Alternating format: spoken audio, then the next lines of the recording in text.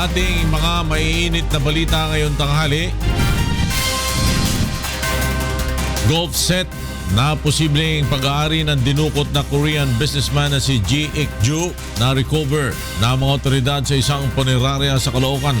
Department of Justice pinag-aaralan kung gagawing testigo ang pangunahing suspect na si SPO3 Ricky Santa Isabel. Ilang probisyon sa revised penal code sa mga petty crime na hindi naakma sa kasalukuyang panahon na isamyendahan ng Senado. Pasyenteng nasawi dahil sa muling kapabayaan ng isang doktor at medical staff, pinaimbestigahan na ng General Emilio Aguinaldo Hospital sa Cavite. Ilang kandidata ng 65th Miss Universe Beauty Pageant, biyaheng Davao naman ngayon, biyaheng Davao ngayong araw. Wish FM YouTube channel mayroon ng mahigit 300 million views. Konsepto ng Wish Boss, hinangaan ng YouTube viewers. At mahigit 700 residente sa isang barangay sa Santa Maria, Bulacan na paglingkuran sa medical mission ng UNTV at MCGI. Magandang tanghali, tinulungan ng UNTV News and Rescue Team ang dalawang nadisgrasya sa motorsiklo sa Binyan, Laguna kahapon. Narito ang report ni Sherwin Kulubong. Nirespondihan ng UNTV News and Rescue Team ang dalawang sakay ng motorsiklo na sugatan matapos maaksidente sa National Highway ng Barangay Canlalay, Binyan, Laguna kahapon. Nagtamo ng hiwa sa hinlalaki sa paa at mga gasgas sa binti ang dalawang sakay ng motorsiklo na agad namang nilapatan ang pangunang lunas ng UNTV News and Rescue Team. Pawang mga minor de edad ang dalawang biktima na 13 at 17 anyos. Ayon sa driver ng motorsiklo na si Mark, nawalan siya ng kontrol sa manibela matapos umano niyang madiinan ang silinyador ng kanyang motorsiklo. Tumanggi namang magpadala sa ospital ang dalawang lalaki matapos malapatan ng first aid ng grupo. Sherwin Kulubong, UNTV News and Rescue, Laguna. Na-recover ng PNP Anti-Kidnapping Group sa Grim Funeral sa Caloocan City ang isang golf set na maaaring pag-aari ng Korean businessman na si Ji Ik-ju. Narito ang report ni Maki Libradilla. Sa bisa ng search warrant na inisyu ng Quezon City Regional Trial Court, ininspeksyon kagabi ng Philippine National Police Anti-Kidnapping Group ang Grim Funeral sa Caloocan City kung saan umano dinala ang mga labi ng Korean kidnap victim na si Ji Ik-ju. Sa pagsisiyasat ng grupo, nakuha sa opisina ng may-ari ng punerarya na si Gerardo Gregorio Santiago ang isang golf set na nakasilid sa loob ng karton. Naglalaman ito ng 14 na golf club.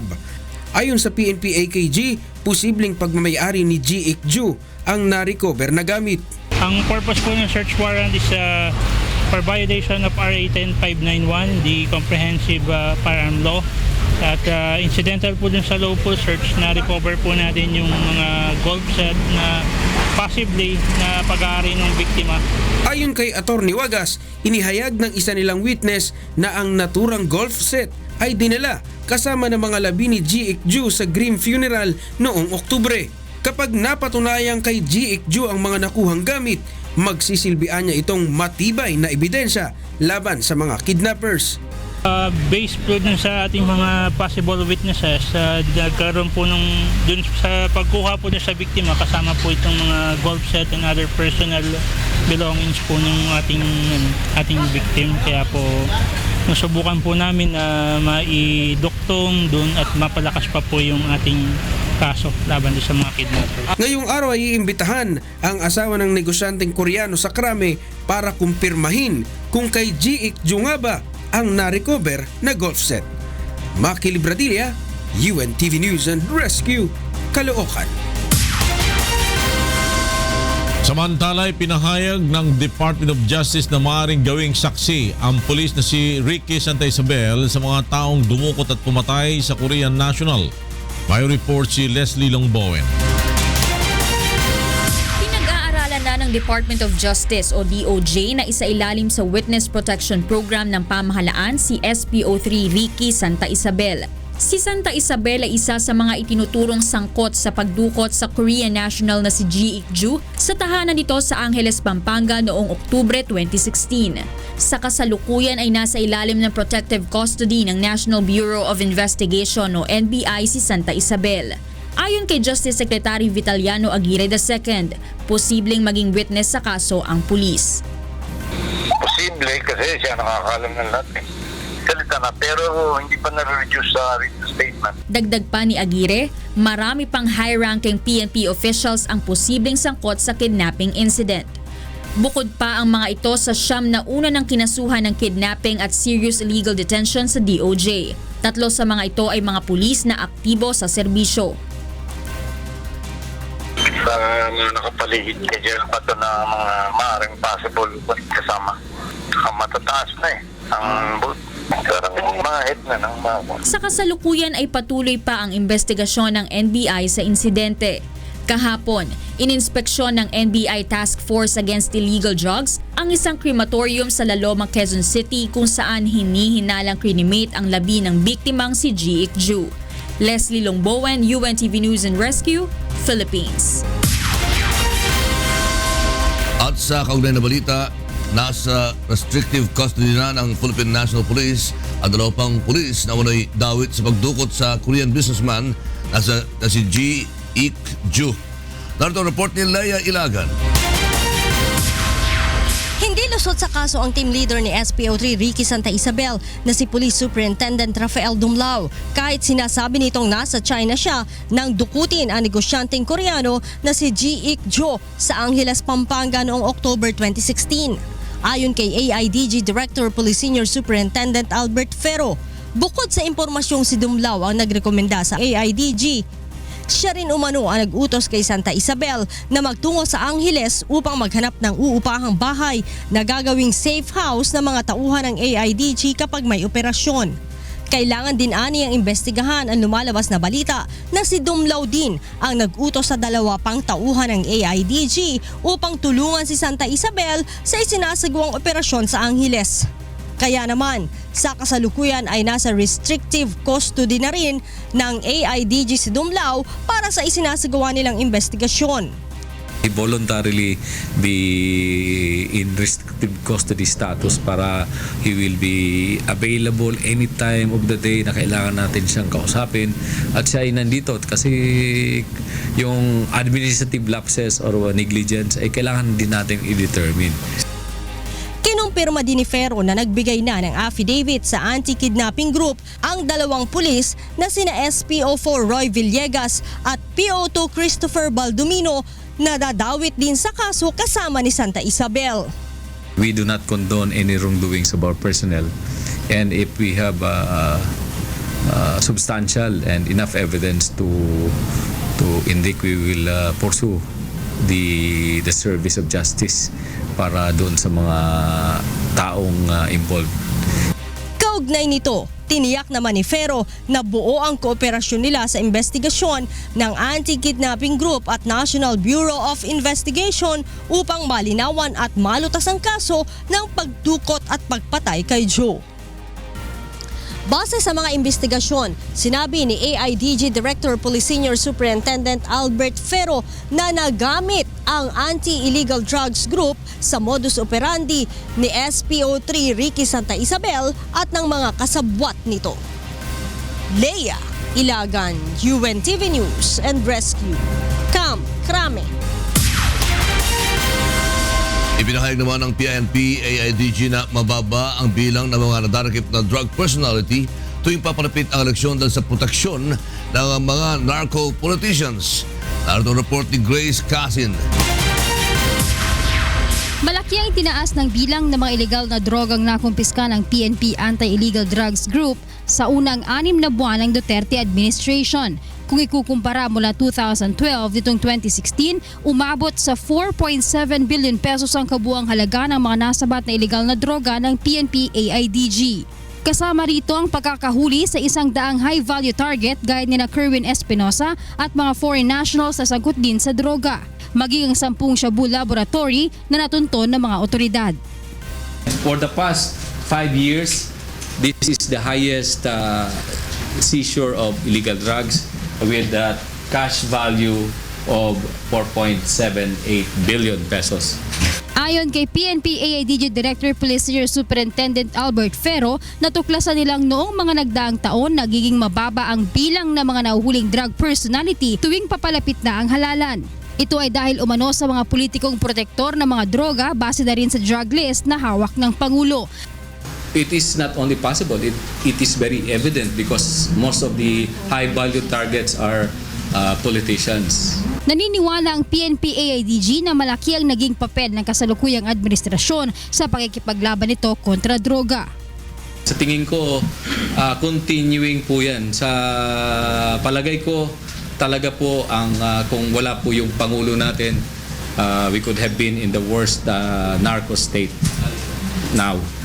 Kulang man ang PNP AIDG ng halos 1,000 tauhan na tututok sa problema sa droga. Tiniyak nitong magpapatuloy ang kanilang kampanya sa pamamagitan ng Project Tokhang at Oplan Double Barrel. Grace Casin, UNTV News and Rescue, Camp Crame. Sa iba pang balita, plano ng Senado na amyendahan ang ilang probisyon sa Revised Penal Code sa pagpapataw ng parusa sa mga petty crime dahil hindi na ito napapanahon. Naritong report ni Joyce Balancho.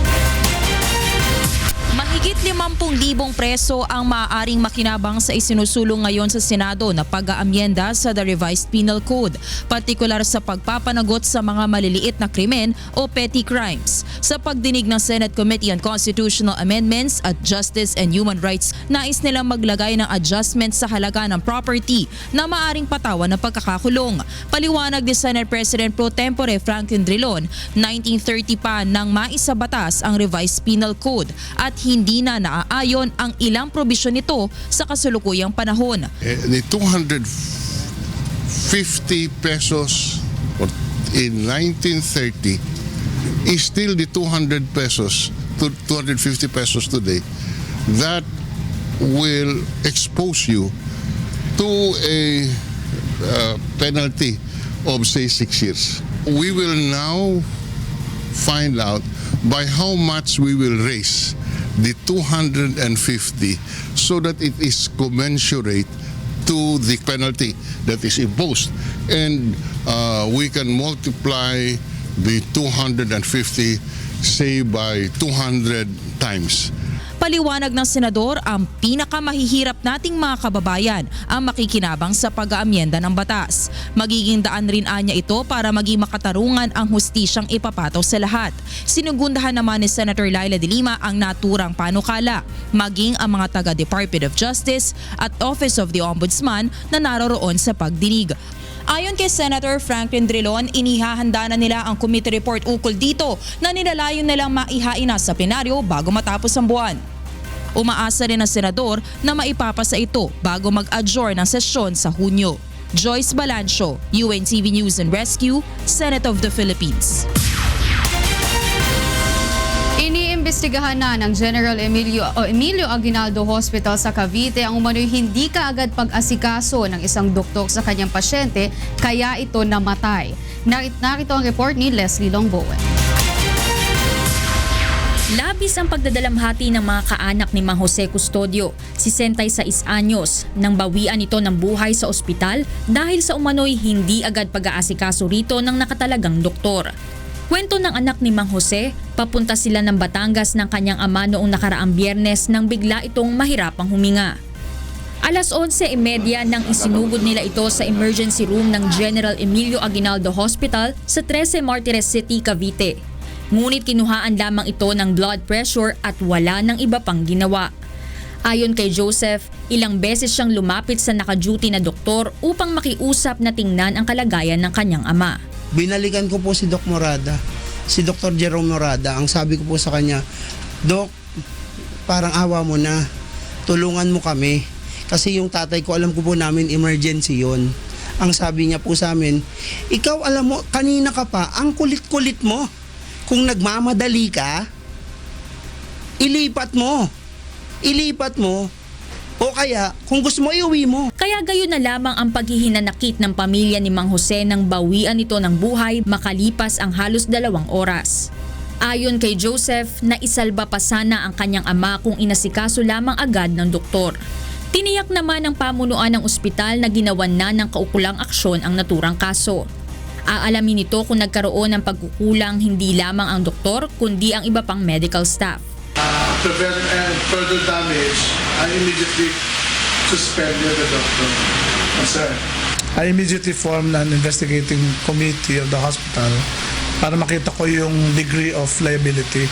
Hindi na si yung doctor concerned, but the other staff, like the nurse, yung mga nursing aides, and then our institutional workers. Nakahanda naman ang pamilya ni Joseph na sampahan ng kaso si Dr. Jerome Morada dahil sa pagkamatay ng ama. Samantala, sinubukan naman ng UNTV na makapanayamang inirereklamong doktor sa pamamagitan ni Provincial Health Officer Dr. George Repique, ngunit hindi ito sumasagot sa tawag sa telepono. Kasama ang Cavite News Team, Leslie Longbowen, UNTV News and Rescue, Philippines. Susunod, demolisyon sa mga fish pen at cages sa Laguna Lake inaasang matatapos sa kalagitnaan ng taon. Mga dam site na malapit sa lugar, planong ipasara ng DENR. Pangulong Rodrigo Duterte may closed-door meeting sa mga gobernador ngayong araw kaugnay ng kanyang anti-drug war campaign.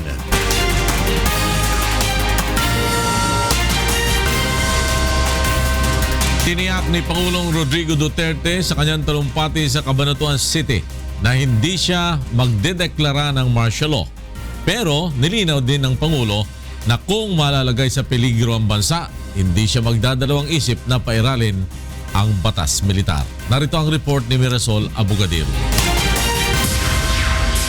Muling iginiit ni Pangulong Rodrigo Duterte na wala siyang planong magdeklara ng martial law. Ayon sa Pangulo, sang-ayon siya na walang dahilan sa ngayon upang isailalim sa batas militar ang bansa. Ngunit hindi nito inaalis ang posibilidad ng martial law declaration kung magkakaroon ng banta sa seguridad ng Pilipinas. But if I feel as a president that I have to preserve my country, I will declare myself.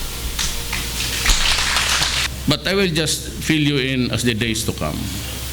It's ISIS coming in very fast, and itong Mindanao is a pure case of rising nationalism. And the ISIS is a very, very cruel thing. I don't know what drives them crazy, but they burn children, they make young women by the thousands as slaves. Ayan ang delikado. Hindi pa dadating yan. Baka media kasi hindi nakikinig eh. Ang marinig lang nila yung martial law. Hindi ako stupido. Mas bright tayo sa kanila. Ipinunto rin ni Pangulong Duterte ang kapangyarihan ng punong ehekutibo sa pagdidesisyon sakaling magkaroon ng magkaibang pananaw sa issue ang judicial at legislative branch. Who decides now? Supreme Court sabi huwag. Sabi ng Congress yes. Who decides? The sitting president. So ako, it will discourage me to become a despot because I now can interpret the law itself and it is final. At kung mag-declare ako ng martial law, hindi ako mag-ingay. Samantala, muli ring binanggit ng Pangulo na itinataya niya ang kanyang buhay at pagkapangulo upang maresolba ang talamak na problema sa korupsyon at illegal drugs. Ngayong hapon ay nakatakdang pulungin sa Malacanang ang lahat ng gobernador sa bansa upang talakayin ang kampanya ng pamahalaan kontra droga. Mirasol Abogadir, UNTV News and Rescue, Philippines. Samantala, closed door ang gagawing pagkikipagpulong ni Pangulong Rodrigo Duterte sa mga gobernador sa bansa mamayang hapon kaugnay ng kanyang anti-drug war campaign. Mula sa Malacanang may report si Rosalie Cos live. Rosalie. Yes, magandang tanghali, Flor. Matapos na pulungin ng mga alkalde sa buong bansa nito lamang nakalipas na linggo, ang mga gobernador naman ang inanyayahan ni Pangulong Rodrigo Duterte sa Malacanang. Pag-uusapan ng Pangulo at ng mga gobernador ang kanyang anti-drug war. Idaraos ang closed-door meeting sa Heroes Hall ng Malacanang ganap na 2:00 ng hapon. Sa pakikipagdialogo ng Pangulo sa mga mayor, hinati ang mga ito sa 3. Pinagsama-sama ang mga mayor sa Luzon, Visayas at Mindanao. Sa kanyang pulong sa mga mayor, hindi pinahintulutang makapasok ang media at ipinagbawal ang pagdadala ng cellphone. Hindi patiya kung ang sistemang ito sa mga mayor ang siya ring gagawin sa mga gobernador.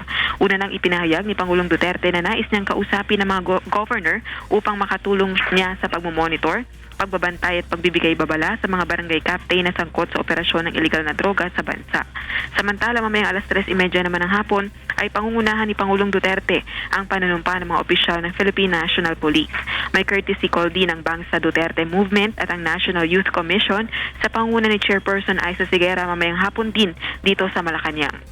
Bukod dito, pupulungin din ni Pangulong Duterte ang Human Rights Victims Claims Board at samahan ng ex-detainees laban sa detensyon at aresto o selda. Floor? Rosalie Cos nagulat mula sa Malacanang.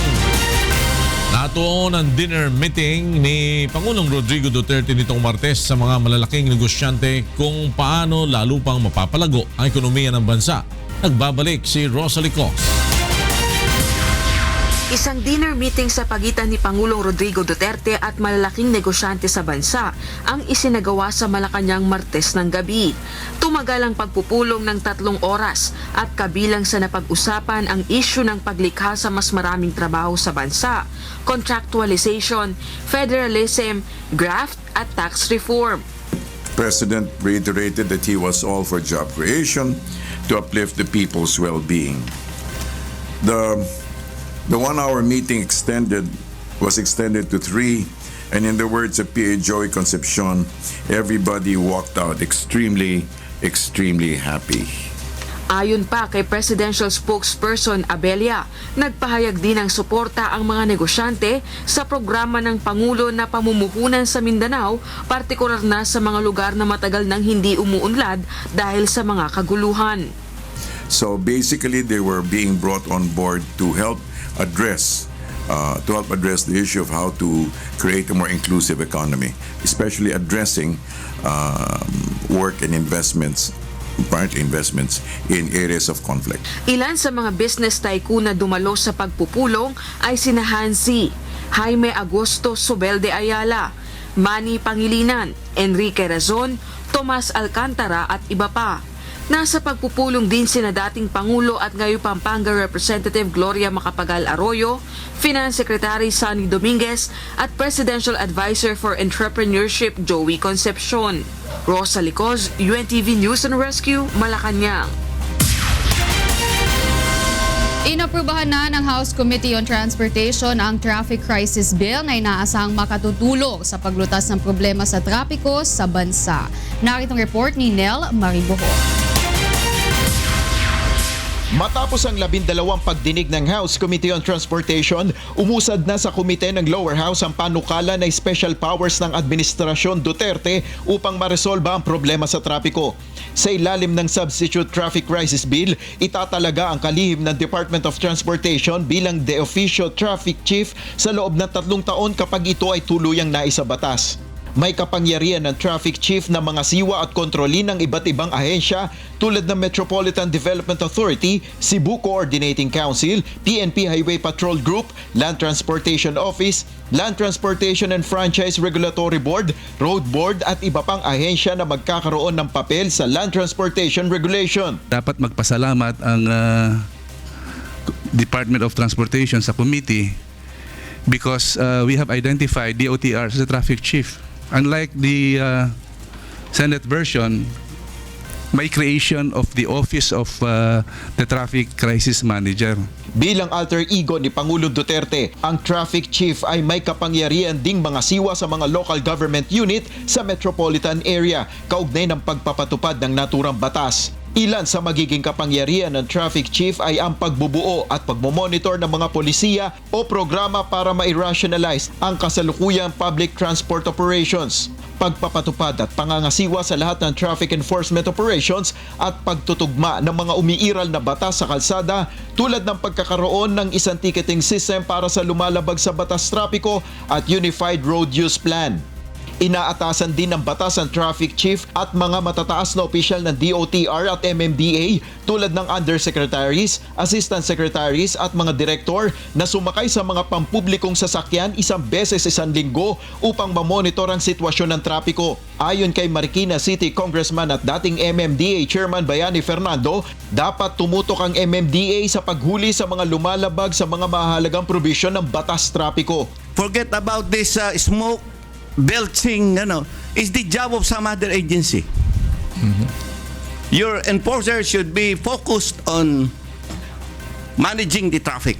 Binigyan diin naman ng Department of Public Works and Highways sa komite ang halaga na maresolba rin ang mga dahilan ng pagkaantala sa pagpapatupad ng infrastructure projects na dapat matutukan rin sa implementasyon ng Traffic Crisis Bill. The ability to settle issues involving right-of-way, also including the relocation of electric utilities and issues relating to informal settler families. Sa presentasyon naman ng MMDA, upang epektibong maipatupad ang mga batas trapiko sa Metro Manila, kabuuang 1.7 billion pesos ang kailangang pondo para sa pagbili ng mga karagdagang patrol cars at iba pang heavy equipment at pasweldo at mga benepisyong ibibigay para sa karagdagang 3,930 personnel na siyang magmamando ng daloy ng trapiko sa Metro Manila.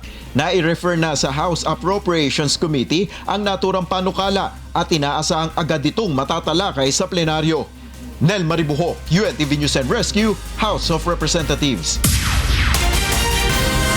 Sisikaping matapos ng Department of Environment and Natural Resources o DENR sa loob ng 6 na buwan ang paggiba sa mga illegal na fish pen sa Laguna Lake. Nakitang report ni Ray Pelayo. Binigyan na lamang ng ilang buwan ng DENR ang mga operator sa Laguna Lake upang kusang baklasin ang kanilang mga fish pen at fish cages. Target ng kagawaran na malinis ang lawa bago sumapit ang State of the Nation Address o SONA ni Pangulong Duterte sa Hulyo. Sa ngayon ay wala nang inilalabas na mga bagong permit ang DENR at pinagbibigyan lamang ang mga operator na anihin ang natitirang mga alagang isda. I think on the minimum mga 15,000 upward. So that's about, you're not allowed beyond 10%. The whole lake is 90,000. But not only that, we have to allow the lake to heal, to regenerate. Upang malinis naman ang tubig, naghahanap na ang DENR ng gagamiting teknolohiya upang maiwasan ng itapon sa lawa ang dumi mula sa 400,000 septic tank. The vision is to transform the whole Laguna Lake area into magnificent ecotourism paradise. Nakikipag-ugnayan din ng DENR sa Department of Agriculture para sa mga pakakawalang binhi ng mga isda sa lawa upang makaragdag sa supplies sa Metro Manila at mga karatig lalawigan. Samantala, ipasasara na ng DENR ang mga dump site na malapit sa mga yamang tubig dahil sa panganib na dulot nito sa kalusugan ng mga residente. Inihalimbawa pa ng kagawaran ng Payatas dump site sa Quezon City na malapit sa Lamesa Watershed. Ayon kay DENR Secretary Gina Lopez, nakikipag-ugnayan na sila sa Quezon City Government upang solusyonan ang problema at makahanap ng ibang lugar na mapagtatapunan ng mga basura. There will be no more any dumping of garbage and toxic whatever near bodies of water because that's and more yet, Payatas, that's the reservoir of 12 million people, di ba? That's really scary. Sa pagtaya ng DENR, nasa 5% lamang ng mga dump site sa buong bansa ang sumusunod sa mga patakaran kaya't panahon na para sila maghigpit. Ray Pelayo, UNTV News and Rescue, Quezon City. Samantala, sasampahan ng kasong administratibo ang mga alkalde at barangay chairman na mabibigong mapigil ang illegal fishing sa kanilang mga masasakupan. Nakitong report ni Aga Kakbay. Posibleng maharap sa kasong administratibo ang mga mayor at barangay chairman na hindi mapapatigil ang illegal fishing sa kanilang lugar. Sa isang press briefing sa Malacanang, sinabi ni Agriculture Secretary Manny Piñol na ang babala ay mula mismo kay Pangulong Rodrigo Duterte nang pulungin nito ang mga opisyal ng lokal na pamahalaan 6 na buwan ang ibinigay na taning sa local officials para matigil ang illegal fishings na nasasakupan nilang coastal communities. At kung mabibigo silang gawin ito ay sasampahan na sila ng kaso. The President has also made it clear that just like the campaign against drugs and criminality, the campaign against illegal fishing will also be very strict. Kaugnay rin ang pangangalaga sa fishing industry, inilunsad ng Department of Agriculture ang patimpalak na annual search for the most outstanding coastal communities. Pasok sa search ang mga komunidad na walang kaso ng illegal fishing, walang basura ang coastal waters, may declared marine sanctuary, may self-proclaimed closed fishing season. Ang magwawagi ay tatanggap ng Presidential Award na malinis at masaganang karagatan at 20 million pesos na premyo para sa first place, 8 million pesos sa second place at 5 million pesos para sa third place. Samantala, iniulat rin ng kalihim ang ginagawa nilang negosasyon sa Japan para sa inisyal na $1 billion loan para sa mga Pilipinong magsasaka. This will be used in acquiring farm equipment, tractors, transplanters, harvesters, dryers, post-harvest facilities.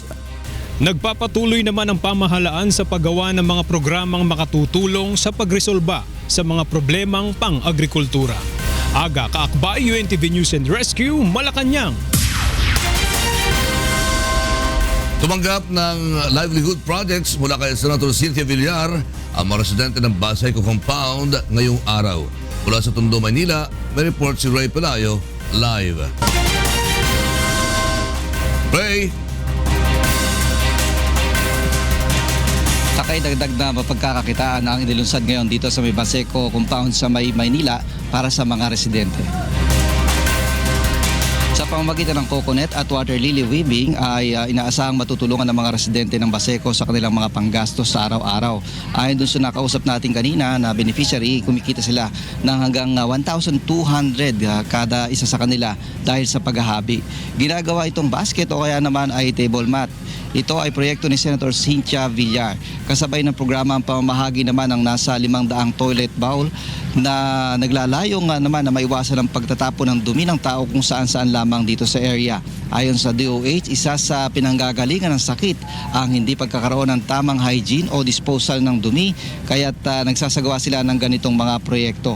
Maglalagay ng centralized na septic tank sa bawat kalye na target naman na matapos sa first quarter ng 2017 at target ng DOH lakay na paabutin sa 5,000 toilet bowl ang may pamahagi dito sa mga residente sa barangay sa Baseco. Lakay? Maraming salamat, Ray Pelayo. Nag-uulat mula sa Tondo, Maynila. Pinag-aaralan na ng lokal na pamahalaan ng Misamis Oriental na isailalim sa state of calamity ang buong lalawigan dahil sa pinsalang dulot ng baha. Sa inisyal na ulat, aabot sa 103 million pesos ang halaga ng pinsala sa infrastruktura at sa agrikultura. Matinding naapektuhan ng pagbaha ay ang Gigoog City, Lugait at Lugonglong na isinailalim na sa state of calamity. Nasa 8,000 residente naman ang apektado ng malalim na baha. Tiniyak ng Misamis Oriental Provincial Disaster Risk Reduction and Management Council na bibigyan ng tulong ng pamahalaan ang mga apektadong pamilya ng kalamidad. At yan naman alamin natin ang mga balita mula sa iba't ibang panig ng Pilipinas. Ihatid ng ating kasangbahay na si Deb Riveral live mula sa Cebu City. Mayroon to, Deb! Yes, daghang salamat lakay ug maayong udto sa atong mga kasangbahay. Aniya na mga balita gikan sa nagkalain-lain dapit sa atong nasod. 10 billion water project nga itukod sa Marilog District, Davao City gilaumang mahuman sa tuig 2019 maong mga mulupyo problemado gihapon. Kini ang report ni Eileen Taclob. Balugod og asa na siya nagikan ng tubig kay usahay di masabtan hugaw. Nay panahon na hugaw ang tubig. Nay panahon na hugaw ang tubig niya usahay muaga sa hidi. Dili limpyo ug pawala-wala nga koneksyon sa tubig. Mao kini ang suliran ni Normilita, usa ka residente sa Barangay Tamugan, Marilog District, Davao City. Dugay na nga problema sa barangay ang walay permanenteng koneksyon sa tubig. Duha kay gayon lang sa isa ka semana moagas ang tubig ug usahay wala pa. Kung walay tubig nga gikan sa gripo, sa sapa na lamang sila mokuha og ilim ng tubig. Kapin 10,000 ka residente ang nagapuyo sa Marilog. Apan hangtod karon, wala pa'y klaro ang koneksyon sa tubig gikan sa Water District. There was already signed documents between the Water District and the Aboitiz. Promise to tap the Tamungan water supply for the city. And that is millions of pesos. What happened to that? I will still be writing them. Sumala pa sa konsihal, usa sa hinungdan niini ang kulang sa katakos sa pipila ka ahensya sa gobyerno maong dugay masugdan ang maong proyekto. Apan matud pa sa tigpamaba sa Davao City Water District nga si Attorney Bernardo de Lima Jr. aduna nay programa aron masulbad ang maong problema. Apan usa ka tuig ug tunga ang hulaton bago mahatag ang mga permit nga gikinahanglan para masugdan kini. Ang mga permits magikan pa sa Department of Environment and Natural Resources, Department of Agrarian Reform, Department of Energy ug sa Water Resources Board. Wala sila humanong sa'yo because the area manggod where the source is nasa sa conservation area. Ang mga pipelines po nga from that source towards mga kanang lake pipelines nasa sa mga agricultural lands. So daghang mga permits nga ginakinahanglan before you can actually do the construction. Ang maong 10 billion project gipanguluhan sa Apo Agua Infrastruktura Incorporation kauban ng DCWD. Gilauman nga mahuman ang Tamugan project sa first o second half sa tuig 2019. Aileen Taclob, UNTV News and Rescue, Davao City. Pahingusgan karong tuiga sa Department of Tourism sa Calabarzon Region ang farm tourism isip pagsuporta sa mga mag-uuma. Si Sherwin Colobong sa maong report. Naniniwala ang Department of Tourism sa Region 4A na malaki ang potensyal na mapaunlad ang kabuhayan ng mga magsasaka sa riyon. Kung ang isang bukid ay magiging agri at farm tourism upang mayroong dagdag na kita ang mga magsasaka sa turismo, bukod pa sa kanilang mga pananim at mga alagang hayop. Bunso dito, mas tututukan ng DOT sa riyon ang farm tourism ngayong taon upang mas mapalakas pa ito. Kasi napakaraming farm sites, no? Pero wala sa aming monitor. Kasi hindi pa natin siya partner, hindi rin sila partner ng ibang government agencies. Ang gusto natin, makilala natin sila at matulungan kung paano pa lalo natin magiging mapapaganda at mas magiging vibrant yung activity ng pagtuturismo sa kanilang mga farm sites. Kailangan talagang palakihin natin ang income ng farmers. Otherwise, why will they stay in farming kung maliit ang kita nila at makakakita sila na mas malaki sa ibang negosyo?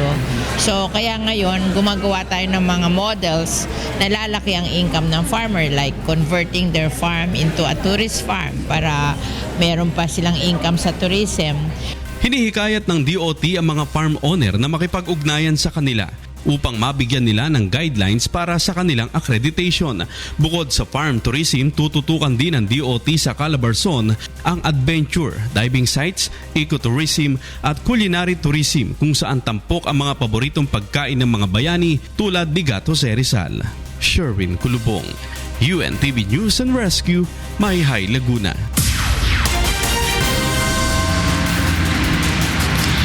Ang patay sa managlaing insidente sa pagpamusil sa Bulacan kagabi. Aniya ang balita ni Nestor Torres.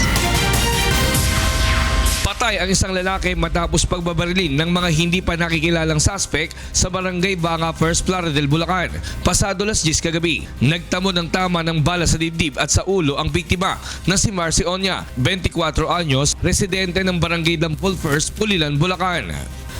May nag-text po sa kanya kasi kanina na punta po siya dito. Tapos nag-text po sa akin yung kapatid ko na nabaril na nga daw po yung kapatid ko. Tapos number lang po yung nag-text sa kanya. Tapos yung pinupuntahan daw po niya ditong mag-asawa, wala na daw po dito. Hindi po namin alam kung parang set up yung nangyari. Aminado naman ang kapatid ng biktima na dati nang nagtutulak ng droga ang kanyang kapatid. Nung nakulong po siya, tumigil. Tapos hindi ko po alam kung bumalik po siya ulit sa dati. Samantala, patay rin sa pamamaril ang isang babae matapos pasukin ng dalawang armadong lalaki sa kanyang bahay sa Barangay Giho sa Jose del Monte City, Bulacan, pasado 11:00 kagabi. Kinilala ang biktima na si Isidora Bertodaso, 53 anyos. Ayon sa Barangay Kagawad sa lugar, posibleng away sa lupa ang dahilan ng krimen. Wala ho siyang record na sa barangay na tungkol sa drugs. Ang record lang niya tungkol sa away, kapitbahay, tsaka sa lupa. Personal na alitan nila ng kapitbahay. Sa ngayon, patuloy ang isinasagawang investigasyon ng mga otoridad sa pagkakakilanlan ng mga suspect. Nestor Torres, UNTV News and Rescue, Bulacan. Kana ang mga balitang atong gitutukan gawas sa kauluhan. Gikan dinhi sa Cebu City, balik din ha sa inyo lakay. Daghang salamat, Deb Riveral.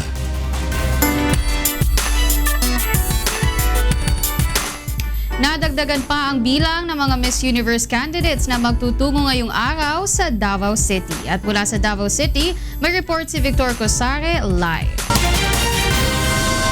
Victor, kamusta mga nagagandahang Miss Universe dyan? Magandang tanghali, Wyla. Mula sa naunang bilang na 20, aabot na sa 29 ang Miss Universe candidates na bibisita ngayong araw dito sa Davao City.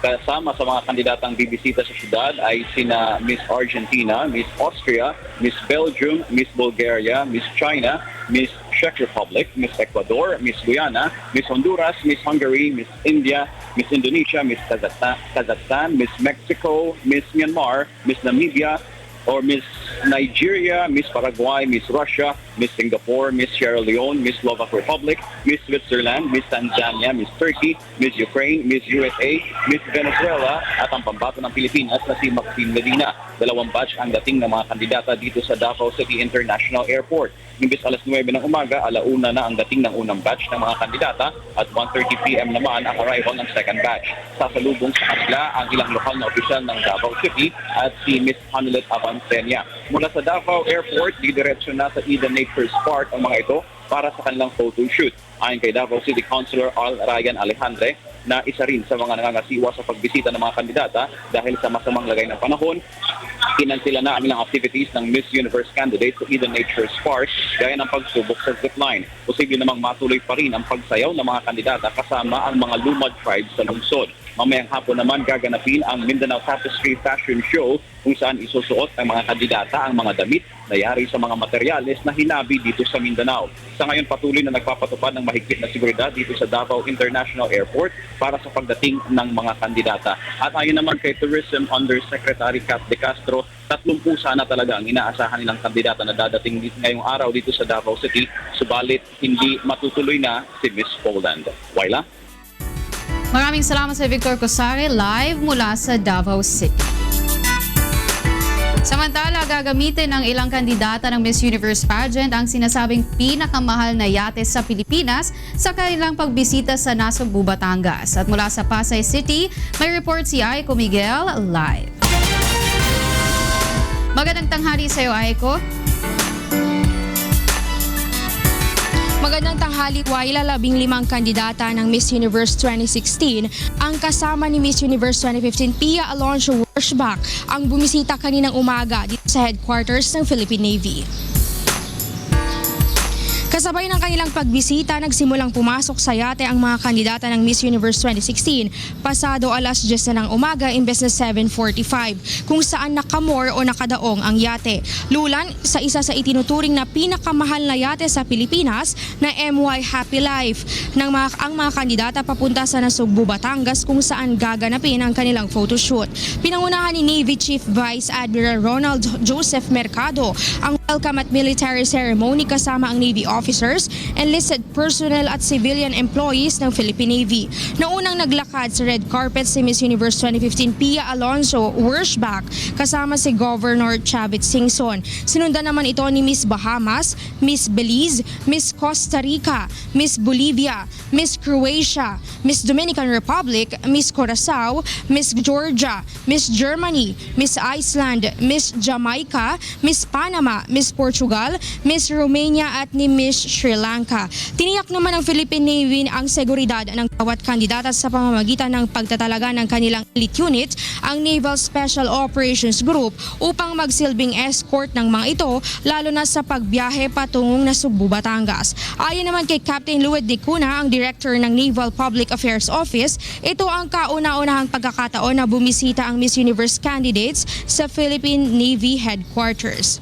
Waila alas 11 na ng umaga nakaalis dito sa headquarters ng Philippine Navy ang MY Happy Life yacht kung saan nakasakay nga ang ilang kandidata ng Miss Universe 2016 kasama si Miss Universe 2015 Pia Alonzo Werschbach at ilan pang mga kasama nila sa pagpunta sa Nasugbu, Batangas. Kasama rin sa itinerary ng Miss Universe 2016 candidates ang paglibot naman sa Manila Bay Area bago pumunta sa Pico del Oro Resort sa Nasugbu, Batangas. Waila inaasahan namang mamayang hapon ay babalik muli dito sa Manila ang mga kandidata. Yan muna ang latest live. Balik sa iyo, Waila.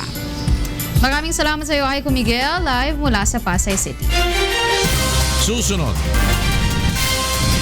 World number 1 Andy Murray pasok sa third round ng Australian Open. Views ng Wish FM YouTube channel umabot na sa mahigit na 300 milyon. Konsepto ng Wish Bus hinangaan ng mga YouTube viewers. At mahigit 900 residente sa Santa Maria, Bulacan na tulungan sa libreng medical mission ng UNTV at MCGI.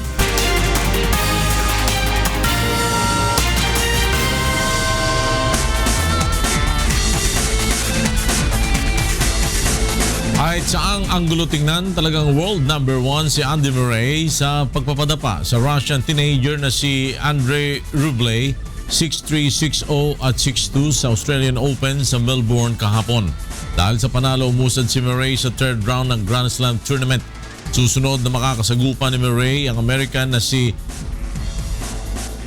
Sham Carey. Tumagal lamang ang laban ni Murray kay Rublev ng 1 hour and 37 minutes. Isa pang Briton ang pumasok sa third round. Tinalo ng unseeded na si Dan Evans si 7th seed Marin Cilic 3-6, 7-5, 6-3, 6-3. At alamin naman natin ang mga balita sa labas ng bansa mula kay William Theo. Good afternoon, William. Good afternoon, Waila, and to all our kasangbahay. Here are the top stories from around the globe. A car bomb attack struck a military camp in the northern Mali city of Gao on Wednesday morning local time, leaving at least 60 people dead and over 100 injured. The camp was home to government soldiers and rival armed groups that jointly patrolled the desert north under a unbrokered peace deal. A vehicle packed with explosives dove into the camp and detonated in the morning while the soldiers were having an assembly. The UN said it was a suicide attack. The UN mission in Mali has initiated emergency mechanisms and dispatched 2 infantry battalions and helicopter teams to guard the area. Meanwhile, 4 consecutive earthquakes with magnitudes above 5 shook central Italy on Wednesday, paralyzing public transportation in Rome. The tremors were felt in the nearby central regions, including the province of L'Aquila in Abruzzo region and as far as the Italian capital, which lies some 110 kilometers to the west. At least 1 person was killed. Since August 2016, the central areas in the Lazio, Marche, and Abruzzo regions have been hit by 3 major quakes, leaving about 300 people dead and several thousand displaced. And in other news, U.S. President Barack Obama in his final press conference on Wednesday said he will take some time off to be quiet a little bit, but adds that he will step into the public arena if he thinks core values are at stake. Obama has signaled that he plans to follow the example of previous presidents and largely remain on the sidelines when it comes to political discourse. However, the outgoing president said he could raise his voice if he is concerned about people's ability to vote or if there are efforts to silence the press. I want to do some writing. I want to be quiet a little bit and not hear myself talk so darn much. I want to spend precious time with my girls. So those are my priorities this year.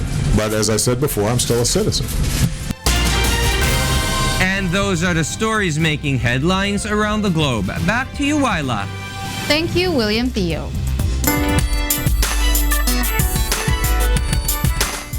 Nagpahayag ng paghanga ang mga netizen sa konsepto ng Wish Bus. Samantala umabot na sa mahigit 300 million views ang YouTube page ng Wish FM 107.5. Narito ang report ni Monok Son. Hindi na mapipigilan ang pagsikat ng makabagong FM station sa Pilipinas, ang Wish 107.5.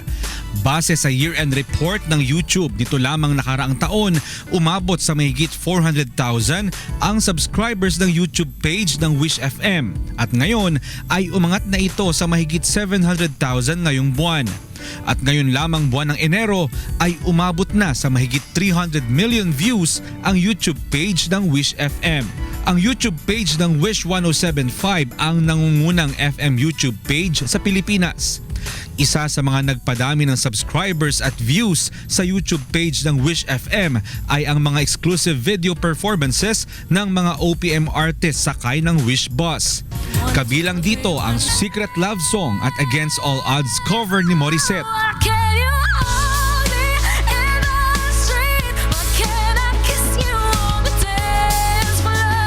At One Day cover ni Bugoy Drilon. Proud to be under the same sun, singing song of freedom like why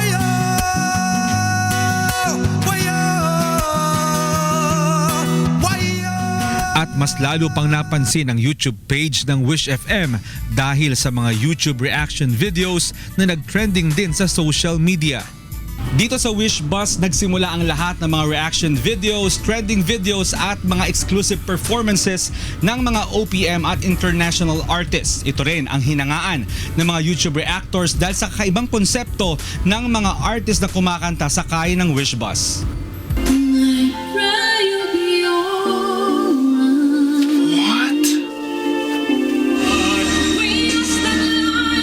I literally love this. Sometimes I lay and singing song of freedom like why crazy.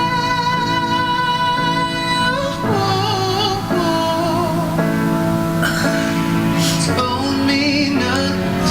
In one word, she's like 15 different notes. Now it comes. I knew it. I love the idea of the Wish Bus. It's just putting a singer on a moving bus, engaging with the community, and it goes to prove you don't need a huge stage and a bunch of instruments and a big flashy show in order to make good music.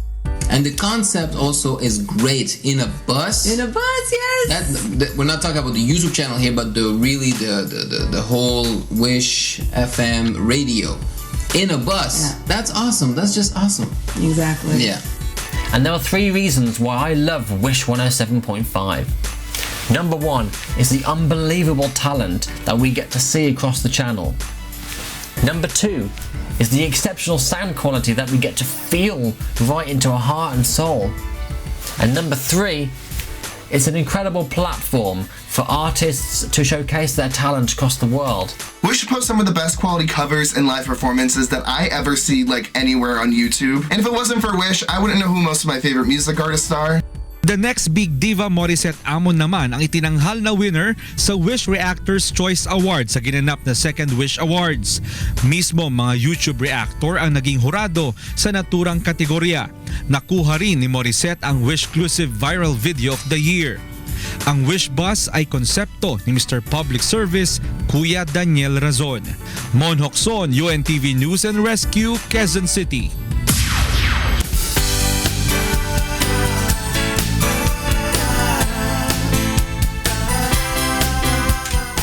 Higit 7 na raang residente ng isang barangay sa Santa Maria, Bulacan ang napaglingkuran sa medical mission ng UNTV at ang Members Church of God International. Narito ang report ni Nestor Torres. Baka sa mukha ang kasiyahan ng 70 anyos na si Lola Leticia Malyari, residente ng San Vicente, Santa Maria, Bulacan, nang mabigyan siya ng libreng salamin sa isinagawang medical mission ng UNTV at Members Church of God International. Ayon kay Lola Leticia, 1 taon na rin kasing nanlalabo ang kanyang mga mata dahil na rin sa katandaan, kung kaya nahihirapan na siyang makakita at makapagbasa. Ngunit dahil sa kakapusan sa pera ay hindi niya magawang makabili ng salamin. Maraming salamat po. Unang-una po sa Diyos. Napakalaking bagay po yung tulong sa aming pamilya, lalo na kung walang-wala ka.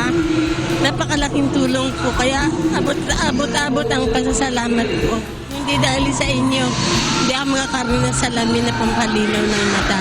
Labis din ang galak ng 39 anyos na si Armando Estofea dahil natapos na rin ang 5 taon niyang tinitiis na sakit nang mabunot na ang kanyang mga nabubulok ng ngipin.